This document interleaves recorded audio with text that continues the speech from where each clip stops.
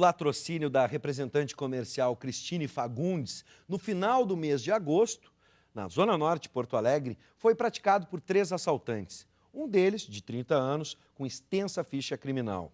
O primeiro registro foi aos 17 anos por arrombamento à residência. No ano seguinte, assaltou um estabelecimento comercial e, posteriormente, foi flagrado por receptação e porte ilegal de arma. Outro latrocínio recente foi de uma funcionária do aeroporto Salgado Filho. A ocorrência surpreendeu o delegado de polícia pela crueldade do crime, praticado com a participação de um adolescente de 16 anos. O jovem era foragido da fase. Estes casos são a base do Direito em Pauta de hoje. Portanto, pode rodar a vinheta.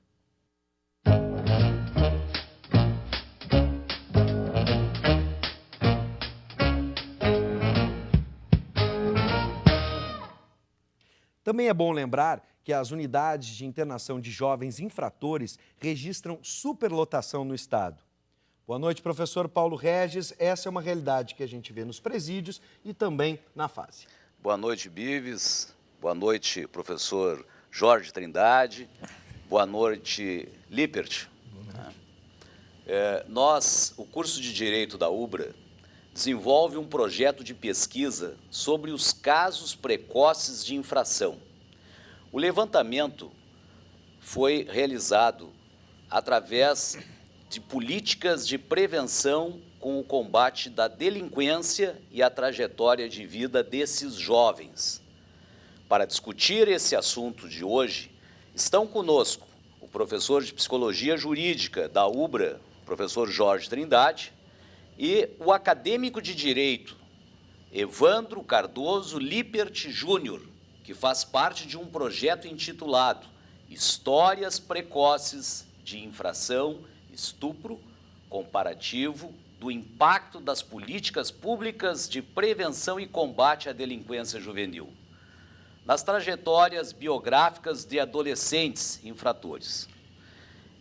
Esses temas são temas extremamente sérios e polêmicos. Delicados, né, extremamente delicados. Afinal de contas, estamos falando de jovens em formação ainda. E por isso eu já peço ajuda do nosso colega aqui, Evandro Cardoso Lippert Júnior. Seja bem-vindo ao programa. Obrigado. Vamos entender este projeto, né? Qual o objetivo desse projeto e qual a metodologia? Como é que a gente pode definir ele assim? Bom, o projeto iniciou em 2014 numa parceria da Universidade de Lisboa com a UBRA e teve como objetivo em fazer um estudo comparativo do perfil do adolescente infrator, tanto do de Portugal como de Porto Alegre, Rio Grande do Sul, mais especificamente Porto Alegre, região metropolitana. E a pesquisa de campo em si começou no final de 2014, em dezembro de 2014, onde foram realizadas 30 entrevistas com adolescentes internos nas casas e também foi realizada uma pesquisa nos prontuários dos adolescentes para identificar o perfil, para, a partir do identificado perfil, traçar alguma política pública para a prevenção da delinquência juvenil.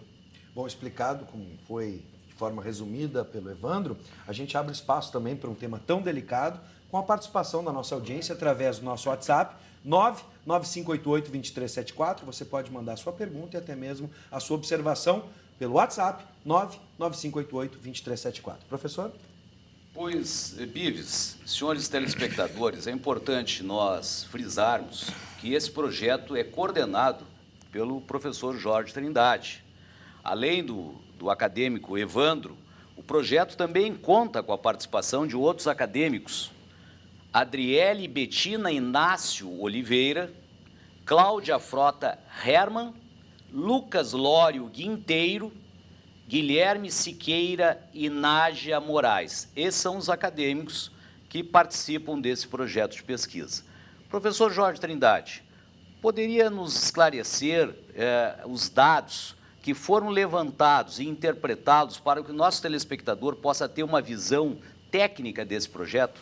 Com muito prazer, professor Paulo Regis, prezados telespectadores. Esse trabalho começou com uma fotografia de quem é o adolescente infrator com perfil agravado. O que é perfil agravado? É aquele adolescente que ingressou diversas vezes na instituição devido à prática de crimes muito graves, como, por exemplo, homicídio, latrocínio, roubo, não é? Crimes com armas, à mão armada. Esse adolescente, então, que tem um perfil severo, agravado, nós quisemos, em primeiro lugar, fazer uma fotografia, não é, de como esse adolescente é, de onde ele vem, como é a sua família, que relações ele tem na sociedade e quais são as motivações que levam para esse tipo de crime. O segundo passo já foi um trabalho de intervenção, onde um grupo de estudantes da universidade comparece semanalmente à instituição para lá intervir com os adolescentes num diálogo frente a frente, numa atividade frente a frente, perspectivando com a ideia de que esse adolescente irá sair da internação. E quando ele sair, nós queremos fazer a ponte da instituição, lá de dentro, do mundo de dentro da internação, com a família, com a escola e com a sociedade. Este grupo de adolescentes que foi objeto da pesquisa desenvolvida constitui jovens que praticaram crimes graves. Os dados que foram resultantes dessa pesquisa levam a concluir o quê? Bom, nós temos várias conclusões. Especificamente, desculpe interromper, professor, a gente está com algumas tabelas aqui, Vamos, por exemplo, com idade. Vamos observar as tabelas? A faixa etária aqui para a gente ter uma ideia. Né? Por exemplo, a gente vê, uma incidência maior, seria isso? Isso. De entre 16 e 17 anos? Exatamente. Aí nós temos quase 60% dos adolescentes de perfil agravado, com crimes severos, que estão entre 15 e 16 anos de idade. O latrocínio, que na apresentação, nós tivemos dois casos de latrocínio, relatamos, se enquadraria nessa situação. Sim, perfil agravado. Perfil agravado. Agora, tem uma curiosidade a respeito, o senhor falou agora, professor Evandro, sobre a motivação. Porque esse é um dos principais temas nas redes sociais, especialmente quando se discutiu a maioridade penal, sobre as motivações, né? As causas e efeitos, especialmente da sociedade. Uns atribuem à sociedade do consumo, outros atribuem a questões familiares, outros podem atribuir até mesmo questões culturais de empoderamento no crime dentro das comunidades, né? A visão do traficante como alguém da comunidade que protege a comunidade, por exemplo. Então, isso me chamou a atenção. As motivações, dá para a gente ter alguma ideia? Me permita, esse quadro que está sendo apresentado ali, ausência, privação versus existência da figura paterna. Também. Vem ao encontro da sua indagação. A questão familiar, por exemplo. Professor Nós sabemos Jorge. que não é propriamente na motivação, mas nas causas desse fenômeno, tem 3 ou 4 fatores que são primordiais. Primeiro, o fracasso da figura paterna. Quando a gente fala em figura paterna, não estamos falando de um pai cabeça troco em membros, aquele pai que está no cartório, mas um pai que efetivamente está presente na vida de um adolescente. Quando esse pai fracassa na sua função de transmitir valores, nós temos uma vulnerabilidade para que essa criança, na adolescência, venha a ser um infrator. Segundo aspecto, falta da escola formal. A escola que não ensina, a escola que não educa. Quando a escola também fracassa, aumenta a razão de chance do adolescente se tornar infrator. Mas isso são aspectos quanto às causas, que são muitas. E a droga? Né? A droga é 100%. Né? A relação crime-droga, já falamos num desses programas, o nosso adolescente infrator brasileiro, ele 100% tem contato com droga e essa relação é absoluta. Né? Bom, então essas são... Perdoe mais um dado importante. Olha um dado a frequência importante. escolar, quando fracassa a escola... É importante que o telespectador veja ali, ó, aquilo é um quadro, um gráfico pizza, Exatamente. Né? Apenas 7%. Apenas 7%. Estão vinculados à escola, frequentou ou frequentam uma escola formal. E qual é o motivo da reprovação, além da infrequência? Bom, eu já vou passar a palavra para o nosso pesquisador.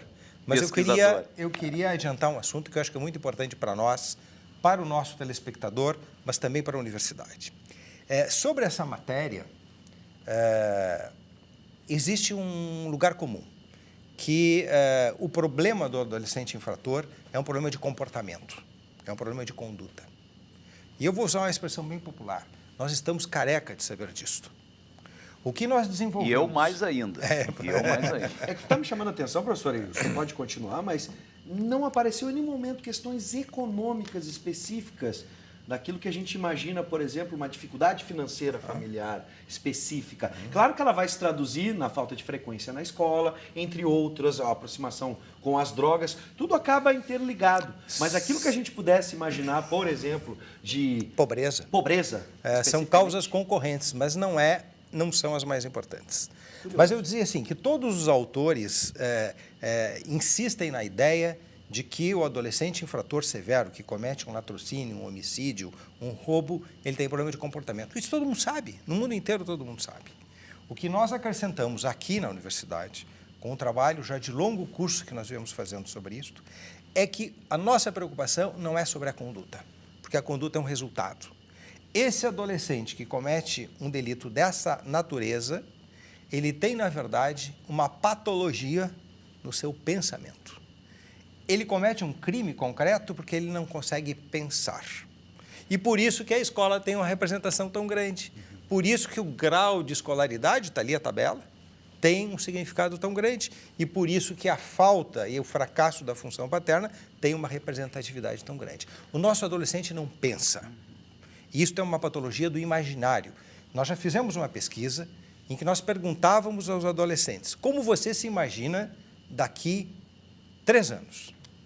Nenhum deles conseguia se imaginar daqui 3 anos. Nós baixamos para 1 ano.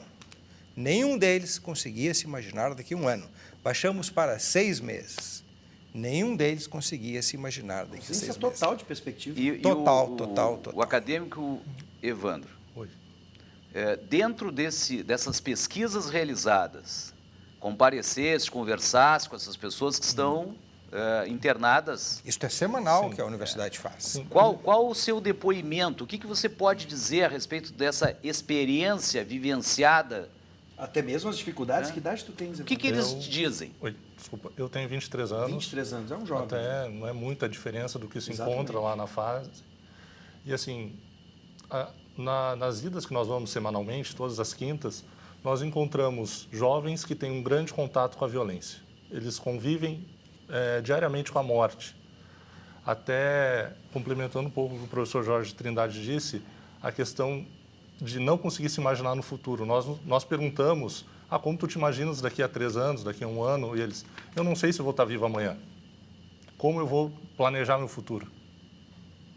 Então, isso nos chocou, porque, até levando uma questão pessoal, comparando a minha adolescência com a adolescência deles. Sim. Eles estão tendo um contato com drogas, com armas, com morte, com violência. E uma história, se me permite contar, a história que eu ouvi hoje de um adolescente. Ele viu, dessa guerra de facções, oriunda dessa guerra de facções, uma pessoa sendo cerrada, viva. Como é que é a história? Eu ainda não fiquei sabendo disso hoje. Isso você conversou com... Hoje. Hoje. Um depoimento hoje. Depoimento colhido Mais ou menos hoje. Que idade ele tem? Só pra gente 16. saber. 16 anos. Viu outro sendo Inimputável. cerrado. Todo adolescente é inimputável. Ele não participou desse ato, vamos dizer assim. mas Ele assistiu, Sim.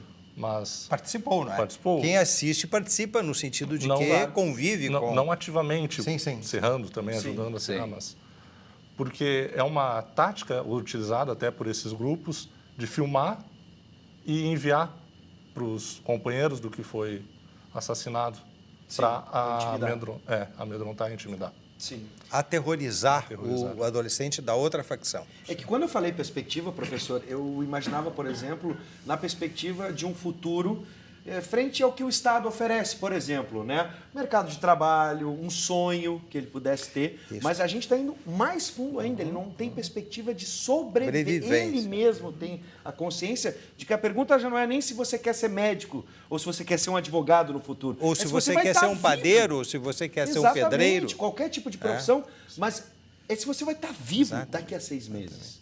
E eles não têm essa perspectiva. Não tem essa perspectiva. Principalmente, essa foi uma grande diferença, porque esse projeto de extensão, que é um projeto mais comunitário, que nós vamos todas as semanas, foi decorrente do projeto de pesquisa. devido a essa característica que nós identificamos da dificuldade de projetar o futuro. Então, foi uma diferença que nós notamos no perfil, no agravamento do ingresso nas facções, nos grupos criminais. E o que eles falam que não tem como sair, é uma dificuldade de sair desse grupo criminal. Por quê? Porque no grupo criminal eles ainda estão protegidos, porque andam armados, andam com amigos por perto, e se largam isso e vão trabalhar, os contras, como eu chamo, os rivais, os inimigos, podem achar ele de um modo mais fácil e acabar matando ele. Evandro, diante desse quadro, desses questionamentos, da vivência que você está adquirindo nessas visitas, qual é a raiz do problema? Onde é que está a raiz do problema? É uma pergunta complicada. Eu diria que não há uma raiz uma única raiz. São múltiplos fatores. Por exemplo? Família desestruturada, desorganizada, um bairro pobre. A maioria é oriundo de bairro pobre, é da periferia de Porto Alegre, são oriundos desses bairros mais desorganizados. Veja bem, não apontam como motivação ou causa levantar dinheiro para a sua família, né? Uma relação direta, como a gente diz, com a pobreza. Na verdade, até há uma relação, porque principalmente os crimes praticados são de cunho patrimonial, tráfico de drogas ou roubo, que é a maioria. O homicídio entra para resolver um conflito oriundo do tráfico. Então... mas o que eu estou querendo chegar é que vamos para o dito popular mesmo, né? Estou roubando para sustentar a minha família. Não. Entende aonde é que a gente quer chegar nessa história? Né? Nessa frase que se torna não é eu estou furtando por um pedaço de pão. Exatamente. Não é mais isto. E trabalhar para as facções, como é que se interpreta isso? Como algo de grande importância para o É adolescente. um empoderamento, né? Que daí a gente que não tem como ele sair desse círculo vicioso. Vê bem, o adolescente ingressa numa instituição, recebe um tênis de R$1.000, quem paga esse tênis? O grupo que está lá fora. Quem paga uma camiseta de outros R$1.000, que dá um status dentro do grupo? A facção que está lá fora. Sim. E quem cuida da minha família, dos meus irmãos, da minha mãe, da minha companheira? A facção que está lá fora. Bom, o dia que eu sair da internação, o chefe da facção me chama, vem cá ver a tua conta. Esta é a tua conta, vai trabalhar. Mas tem essa noção também do que a gente vê, por exemplo, na cultura hoje, né? Por exemplo, músicas de funk que falam da bravura, da coragem, do heroísmo do traficante frente à comunidade. Ele se sente mais do que isso importante dentro da completamente empoderado pelo tênis, pelas roupas de marcas, só que isso depois faz com que esse adolescente entre num círculo vicioso. Ele não vai conseguir mais trabalhar no Zafari, porque lá no Zafari ele vai trabalhar 10 horas por dia para ganhar R$800. Nós podemos falar em reincidência, professor Jorge? Total, 70%. 70%? O termo reincidência não é o mais adequado quando se trata de delitos infantis, mas o reingresso é em torno de 70%, 72%. Eu pediria a delicadeza de explorar esse aspecto para que o nosso telespectador possa compreender. Na maioria, a pessoa que atinge os 18 anos, ela sofre uma pena. Até os 18 anos é uma infração. Como é que o telespectador deve entender isso? Que a infração corresponde a uma medida socioeducativa. Ou seja, a medida tem o objetivo de reeducar, de socializar, reintegrar esse adolescente depois de volta à sociedade. Agora, vocês convivem dentro dessa pesquisa, Evandro, dentro da fase, ou estão próximos dessa realidade. Hoje, o sistema oferece esse tipo de possibilidade? Fazendo uma análise até da estrutura do Estado hoje, com essa questão que está tentando até vender algumas fundações, fechar algumas fundações. Sim, a crise. A crise que afetou o Estado, vamos dizer assim, eles fazem o melhor que podem. Isso eu acho que eles estão tentando fazer o melhor que podem, mas não creio que é suficiente, porque não vai ser a fase que vai resolver sozinha. Tem o pós-fase e tem também o antes-fase. Antes da fase e o pós, porque mesmo que se trabalhe com o adolescente durante o tempo que ele fica internado, de colégio, de uma oficina, a preparação. Quando ele sair, o adolescente sair, ele vai voltar para a realidade do bairro, vai voltar para a realidade dos amigos. E, sobretudo, vai ficar na mão da facção. Sim, também. Sim. Complexidade do tema, realmente, assim... Nós poderíamos explorar em diversos programas. Com Fica certeza. difícil de nós enfrentarmos todas as variantes, né? Não, e me parece, já parabenizando pelo trabalho, um riquíssimo trabalho, que nos traz informações, às vezes, que confrontam com o que a gente imagina, com a realidade, ou os ditos populares, como falei aqui, muito esclarecedora. Acho que a gente pode chegar aos finalmente, professor, pelo menos nessa primeira conversa, deixando espaço para o professor Trindade e para o Evandro, para que eles finalizem, mas pelos dados, eu vou levantar aqui uma questão final. Pelos dados e como a gente apresentou a realidade e a forma de pensar, como disse o professor Jorge Trindade, isso explica a crueldade ou até mesmo a banalização da vida que esses jovens têm, né, levado para a rua nos seus atos? Sim, eles pensam que o rival não merece viver, o rival não é digno da vida. Então, isso explica essa crueldade, essa banalização da vida. E até, às vezes, isso pode ser transportado para a vítima de um roubo, para a vítima de outro delito que não necessariamente ingresse uma facção. E isso mostra, sobretudo, que o preço da vida humana se torna muito barato. Tá bom. Não é? Olha, eu gostaria de retomar esse tema e dados dessa pesquisa numa outra oportunidade. Fica aqui o convite ao Evandro e aos outros colegas que participam da pesquisa. E só para dizer isso, a importância da universidade na comunidade. Exatamente. Aqui está um belo exemplo e de como essa pesquisa pode se reverter em políticas de segurança pública eficazes. Professor, parabéns pelo trabalho, pela parabéns condução, a eles, parabéns a todos os nossos colegas. Parabéns a todos os acadêmicos que integram também o projeto. É verdade, né? parabéns mesmo. Tá bom. E fica aqui o convite, professor, para a gente retomar esse assunto. Sem dúvida. Tá bom? Mais uma vez agradecendo. Obrigado. Quinta-feira estamos de volta. Sem dúvida.